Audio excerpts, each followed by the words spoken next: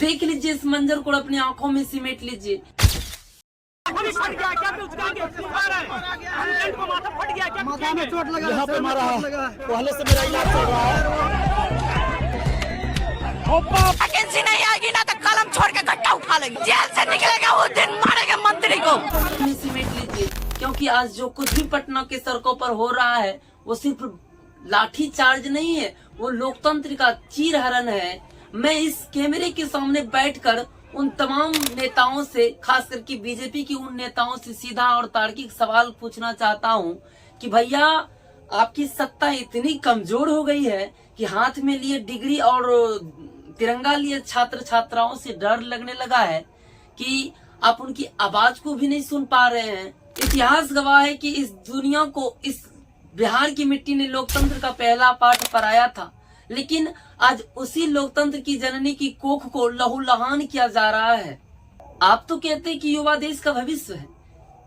भैया आपको शर्म से डूब मरना चाहिए, क्योंकि यही युवा जब सड़कों पर उतरकर टीआरई 4 का नोटिफिकेशन मांगते हैं तो आपकी प्रशासन उनको सड़कों पर दौड़ा दौड़ा के अपराधियों की भांति पीटते हैं।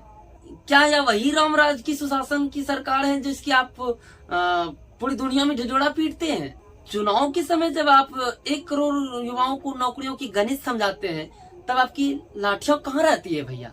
तब तो आप हाथ जोड़कर इन्हीं छात्रों के पैरों पर गिरते हैं, लेकिन जैसे आपको मंत्री मिल जाते हैं, मंत्री पद मिल जाते हैं, मंत्रालय मिल जाते हैं, शपथ ग्रहण पूरी होती है, आपकी अहंकार इतनी बढ़ जाती है कि आप अहंकार में ये भी भूल जाते हैं कि उन्हीं छात्रों को भूल जाते हैं कि जिन्होंने आपको इस लायक बनाया कि आप हुक्म चला सके। लोकतंत्र में विरोध संवैधानिक है, ये कोई खैरात नहीं है। जब सरकार अपनी वादे से मुकरती है तो युवा सड़क पे उतरती है, लेकिन यहाँ की रिवाज बदल दिया गया है। यहाँ पे सवाल पूछने पर जवाब नहीं मिलता है, बल्कि लाठियां चलाई जाती है। याद कीजिए उस दौर को जब आप विपक्ष में थे तो आप इन्हीं छात्रों के लिए छाती पीटा करते थे। आज सत्ता की मलाई मिलते ही आपकी संवेदना मर सी गई है। बीजेपी की उन नेताओं से मैं सवाल पूछना चाहता हूँ कि आपके घोषणा पत्र में यह लिखा था कि आपको नौकरियां मांगने पर उसका सर फोड़ दिया जाएगा। ये लोग लोकतंत्र को खत्म कर देना चाहते हैं। ये लोग चाहते हैं कि यहाँ के छात्र किताबों के बोझ में दबा रहे और कभी ये ना पूछ पाए कि मेरा रोजगार कहाँ है। लेकिन याद कीजिए ये बिहार है।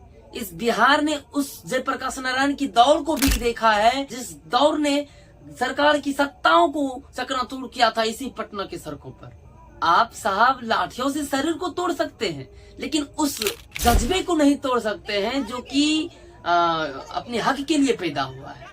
ये जो आज छात्रों का खून बह रहा है, ये आपकी पतन का इतिहास लिखे। मेरे भाइयों, ये वीडियो सिर्फ गुस्सा नहीं है, ये वीडियो उन लोगों के लिए आईना है जो लोग समझते हैं कि हम अमर हैं। इस वीडियो को आप इतना शेयर कीजिए, इतना आगे बढ़ाइए कि उन नेताओं तक पहुँचे जो आज जश्न मना रहे हैं।